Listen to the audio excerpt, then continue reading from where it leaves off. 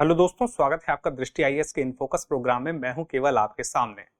भारत में इस साल सितंबर के महीने में G20 शिखर सम्मेलन होने को है और G20 शिखर सम्मेलन के कुछ दिनों बाद ही एक और बहुत बड़ी बात हो रही है भारत की राजधानी में। और वह बड़ी बात क्या है, बड़ी खबर क्या है कि संसद का विशेष सत्र है, उसका आयोजन हो रहा है। हर साल संसद के इस विशेष सत्र का आयोजन नहीं होता है, लेकिन कई सालों बाद जब इस बार हुआ है तो अब चर्चा का विषय बनता है कि आखिर यह संसद का विशेष सत्र क्या है। साथ में हम यह जानेंगे अन्य सत्रों से किस तरह से अलग है, संविधान में क्या प्रावधान है। तो सबसे पहले हम जानते हैं आज के हमारे चर्चा के प्रमुख बिंदु क्या रहेंगे। बहुत जल्दी से आज खत्म करेंगे। सबसे पहले जानेंगे खबर क्या है, उसके बाद हम जानेंगे हमारी संसद का स्वरूप किस प्रकार से है और संविधान में इन सत्रों को बुलाने के लिए, जैसे बजट सत्र होता है, मानसून सत्र होता है, शीतकालीन, इन सबको बुलाने के लिए क्या प्रावधान किया गया है और उसके बाद कौन तय करता है सत्रों को बुलाने का। न सिर्फ विशेष सत्र को, अन्य सभी सत्रों को बुलाने के लिए क्या प्रावधान है और उसके बाद इतिहास के पन्नों में विशेष सत्र के कुछ उदाहरण हम निकालेंगे और अंत में एक अभ्यास प्रश्न। तो सबसे पहले हम देखते हैं खबर से। खबर की हेडिंग हमारी यही है कि जो सेंट्रल गवर्नमेंट है उसने स्पेशल सेशन यानी विशेष सत्र के लिए आह्वान किया है। अब यह जानना होगा कि आखिर यह जो विशेष सत्र है कैसे बुलाया जाता है, कौन बुलाता है। तो आपको जानने वाली बात यही कि 18 से 22 सितंबर 2023 को इसका आयोजन होगा, यानी कि 18, 19, 20, 21, 22 5 दिनों के लिए। और जो अभी इस वक्त हम देखें तो 17वीं लोकसभा है और 17वीं लोकसभा का यह विशेष सत्र होगा। कुल सत्रों के हिसाब से 13वां सत्र होगा। अब यहाँ पर राज्यसभा की बात करें तो 261वां है। अब आपको पता है कि राज्यसभा भंग नहीं होती है, इसलिए लगातार इसकी संख्या आपको बढ़ती हुई दिखेगी, 261वां है। ये तो हमारी खबर की बात थी, लेकिन अब हम देखें अगर कि संसद का स्वरूप क्या है, तो आपको पता है कि हमारी संसद में अहम क्या क्या है, लोकसभा, राज्यसभा और राष्ट्रपति। संसद को आहूत करने का, सत्रावसान करने का कार्य तो राष्ट्रपति के पास है, लेकिन संसद की प्रक्रिया में भाग लेने का काम या अधिकार या कार्य क्षेत्र राष्ट्रपति का नहीं है। तो अब बात आती है इसी लोकसभा और राज्यसभा के पास, यहीं पर संसद के सत्रों का आयोजन होता है। अब यह जो आयोजन होता है किस तरह से होता है, कौन कौन से सत्र हैं, इसको एक तरफ से थोड़ी सी कम समय में जानने का प्रयास करते हैं। भारतीय संविधान में हम देखते हैं प्रावधान क्या है। तो अनुच्छेद 85 हमें दिखता है भारतीय संविधान में। अनुच्छेद 85 के अनुसार यह हमें पता चलता है कि हमारे देश में जो संसद है वहां पर सत्रों का आयोजन होगा, जिसमें हालांकि यह बात कहीं भी नहीं लिखी कि कोई भारतीय कैलेंडर नहीं है, कोई भी संसदीय कैलेंडर भारत का नहीं है कि इस तारीख पर, इस दौरान, इस समय ऐसे कुछ तय समय पर होगा। लेकिन एक परंपरा है, परंपरा के हिसाब से होता है। हालांकि कुछ शर्तें भी दी हैं, जैसे कि शर्त यह दी है कि संसद सत्र वर्ष में कम से कम 2 बार, ठीक है, यानी कि हमारे देश में सामान्यतः साल में 3 बार संसद का सत्र का आयोजन होता है, लेकिन कम से कम कितना होना चाहिए, 2 होना चाहिए। और 2 सत्रों के बीच की जो अवधि है वह 6 माह से अधिक नहीं होनी चाहिए। मतलब कि 6 माह के अंदर किसी एक सत्र को आहूत कर लिया जाए तो बेहतर होगा। अब यहाँ पे बात होती है संविधान प्रावधान के बाद कि कौन कौन से वो सत्र हैं। सबसे पहले हम देखेंगे कि बजट सत्र होता है, इसे हम साल का पहला सत्र बोलते हैं और यह सबसे बड़ा होता है, याद रखिएगा। सबसे बड़ा सत्र कौन सा है, बजट सत्र है। जनवरी के अंत में इसकी शुरुआत होती है और उसके बाद फरवरी, मार्च, अप्रैल तक यह सत्र चलता है। इसमें बीच में, चूंकि यह बहुत लंबा सत्र होता है, तो बीच में एक समय आता है जब अवकाश होता है, सत्र की कार्यवाही नहीं होती है, बैठक नहीं होती है, लेकिन काम फिर भी चल रहा होता है। और काम क्या चलता है, संसदीय समितियां बजटीय प्रस्तावों पर चर्चा करती हैं। जो संसद की समितियां होती हैं, जो बजट आता है, जो कि इसी वजह से इसका नाम बजट सत्र भी है, तो उसी पर बहुत सारी चर्चाएं होती हैं। उसके बाद मानसून सत्र आता है, यह दूसरा सत्र होता है साल का। अब दूसरा सत्र कब आएगा, जुलाई माह से अगस्त माह के दौरान। कुल मिला के यह 3 हफ्ते का होता है, हम कह सकते हैं 3 हफ्ते के आसपास का यह सत्र रहेगा। और मानसून सत्र क्यों कहते हैं, क्योंकि यही वो समय होता है जिस वक्त भारत में मानसून अपना असर दिखा रहा होता है। अब बात आती है शीतकालीन सत्र की।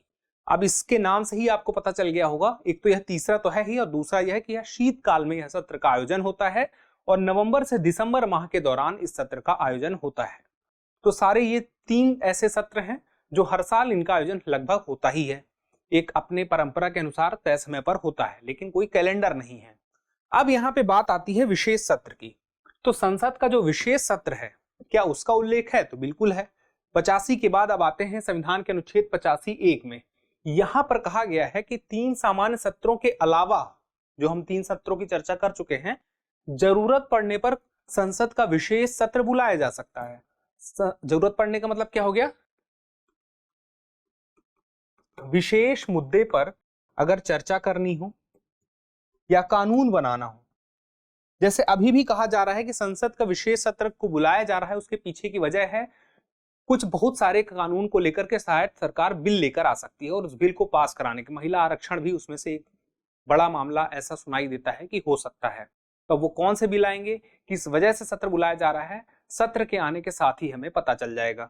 फिलहाल के लिए अगर हम देखें तो यह बात तो तय है कि कुछ विशेष कारण ही होगा जब विशेष सत्र बुलाया जाएगा। तो अधिकार किसके पास है, कौन बुलाता है यह सत्र? सामान्यतः कह सकते हैं कि राज्य मतलब सरकार। अब सरकार कौन? केंद्र सरकार। केंद्र सरकार ही तय करती है। केंद्र सरकार में कौन तय करता है? केंद्र सरकार में तय करने का काम करता है एक समिति। अब वो समिति कौन है उसे भी हम जानेंगे। फिलहाल के लिए अंत में जो मुख्य बात आती है, अधिकार किसके पास है, मतलब बोलने का अधिकार किसके पास है कि वह सत्र बुला रहा है, तो वह राष्ट्रपति है। राष्ट्रपति संसद के प्रत्येक सदन का सत्र बुलाने का अधिकार देता है। ठीक है, कौन? अनुच्छेद 85(1) के अनुसार। ठीक है, सत्र बुलाने का अधिकार किसको है? राष्ट्रपति को है। लेकिन यह बात आपको समझनी होगी कि राष्ट्रपति अपनी औपचारिक सहमति देता है और वह तय कौन कर रहा है? वह सरकार तय कर रही है। और सरकार में कौन है? एक समिति है। उस समिति के माध्यम से, जिसको हम कहते हैं संसदीय मामलों की कैबिनेट समिति, यह तय करती है कि साल भर में कौन कौन से सत्र बुलाए जाएंगे और उसमें फिर तय, मतलब कब सत्र बुलाए जाएंगे, किस समय सत्र बुलाए जाएंगे। और विशेष सत्रों के लिए भी, ना सिर्फ विशेष सत्र के लिए, याद रखिएगा, सिर्फ विशेष सत्र की बात नहीं हो रही यहाँ पे। सत्र कोई भी हो, उसको बुलाने का तरीका क्या होगा? कैबिनेट समिति होगी संसदीय मामलों की, और वह जो कैबिनेट समिति होगी उसमें कुछ मंत्री होंगे, जैसे कि रक्षा, गृह, वित्त, कानून सहित 9 अन्य मंत्री होते हैं। अब यहाँ पे बात आती है कि यह जब तय कर लेते हैं, यह समिति जब तय कर लेती है, तो इसके लिए राष्ट्रपति जो होता है भारत का, वो अपनी औपचारिक सहमति देता है। तो यह बात तय हो गई किस प्रकार से सत्र को बुलाया जाता है। अब बात आती है, क्या सरकार पहले भी इस तरह से सत्र बुला चुकी है? भारत में पहले सत्र बुलाए जा चुके हैं। तो बिल्कुल, आखिरी बार जब इस तरह का सत्र बुलाया गया था, विशेष सत्र, तो 2017 में बुलाया गया था जीएसटी के लिए, जीएसटी कानून को वास्तविक रूप देने के लिए, यानी कि वस्तु एवं सेवा कर को लागू करने के लिए। उसके पहले 2008 में कांग्रेस की सरकार थी, उनके कुछ सहयोगी दल थे, उनके द्वारा समर्थन वापस लेने के बाद विश्वास मत हासिल करने के लिए 2008 में विशेष सत्र लोकसभा का बुलाया गया था। सिर्फ अभी जो बुलाया जा रहा है लोकसभा और राज्यसभा दोनों के लिए है। और 2008 में हम बात करें यहाँ पे, तो लोकसभा के लिए बुलाया गया था, और 2017 में लोकसभा और राज्यसभा दोनों के लिए बुलाया गया था। 1997 में बुलाया गया था, भारत की आजादी के 50 वर्ष हो चुके थे। फिर उसके पहले 1992 में भारत छोड़ो आंदोलन के 50 वर्ष हो गए थे। 1991 में हरियाणा में राष्ट्रपति शासन को मंजूरी देने के लिए विशेष सत्र बुलाया गया था। और उसके पहले 1977 में तमिलनाडु और नागालैंड में राष्ट्रपति शासन को विस्तार देने के लिए, पहले से लगा हुआ था उसको और विस्तार देना था, उसके लिए जरूरत पड़ी थी। और उसके पहले 1972 में आजादी की रजत जयंती, रजत जयंती का मतलब क्या है कि भारत की आजादी के 25 वर्ष पूरे होने के उपलक्ष्य में विशेष सत्र का आयोजन किया गया था। अब हम बात करें भारत की आजादी के पहले में, तो भारत की आजादी के पहले, जस्ट पहले, उसकी पूर्व संध्या पर 14 अगस्त, 15 अगस्त दोनों को हम मान लेते हैं क्योंकि रात के 12 बज चुके थे, आधी रात हो चुकी थी, विशेष सत्र बुलाया गया था। भारत के प्रधानमंत्री जवाहरलाल नेहरू के द्वारा उस वक्त फेमस भाषण दिया गया था, ट्रिस्ट विद डेस्टिनी। तो ये विशेष सत्रों की एक प्रमुख जानकारी थी जो आपके सामने है और आपको सारा अंतर लगभग पता चल चुका है। तो इसी के साथ आज का विषय यहीं पर हम समाप्त करते हैं। जल्दी ही मिलेंगे अगले वीडियो में, तब तक के लिए स्वस्थ रहें, मस्त रहें और पढ़ते रहें।